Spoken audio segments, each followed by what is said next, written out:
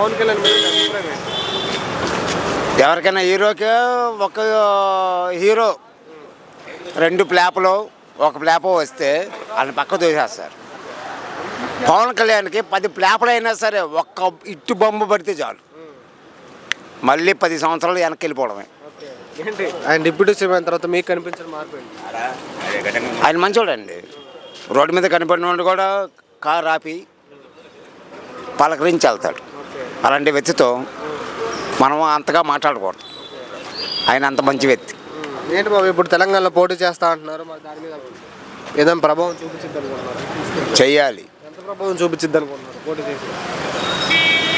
తెలంగాణ వాళ్ళకి తెలియట్లా. అక్కడ ఉన్నారు ఆయన ఫ్యాన్స్, వాళ్ళ అభిమానులు ఉన్నారు, కానీ బయట పడతల్లా. ఏంటి మరి రకరకాల కామెంట్ చేస్తున్నారు, ఆయన అక్కడ రానికుండా బెదిరిస్తున్నారంట కాంగ్రెస్ నాయకులు, ఎమ్మెల్యేలు.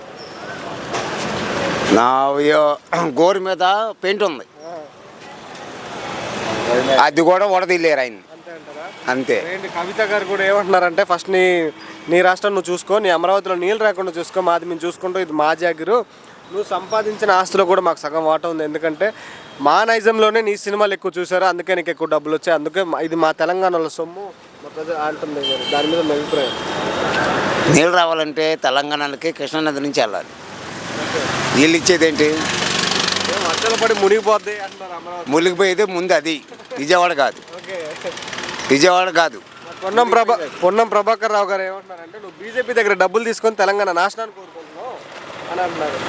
అనిరుద్ రెడ్డి గారు అయితే ఎమ్మెల్యే, కాంగ్రెస్ ఎమ్మెల్యే, ఆయన ఏమంటున్నారంటే, నువ్వు ఎవరు ఎక్కువ డబ్బులు ఇస్తే వాళ్ళకి వెళ్ళి మాట్లాడుతావు, వైసీపీ జగన్ ఎక్కువ ఇచ్చినా అటు వెళ్ళి మాట్లాడుతావు అంటున్నారు. హిందూ సాంప్రదాయ ప్రకారం ఏం చెప్పారు అన్న? బుద్ధుడు అమరావతిలో ఉన్నాడు ఇప్పుడు. ఒక మాటలో పవన్ కళ్యాణ్ గారి గురించి చెప్పాలంటే ఏంటి? ఆయన దేవుడు. నేను దేవుడు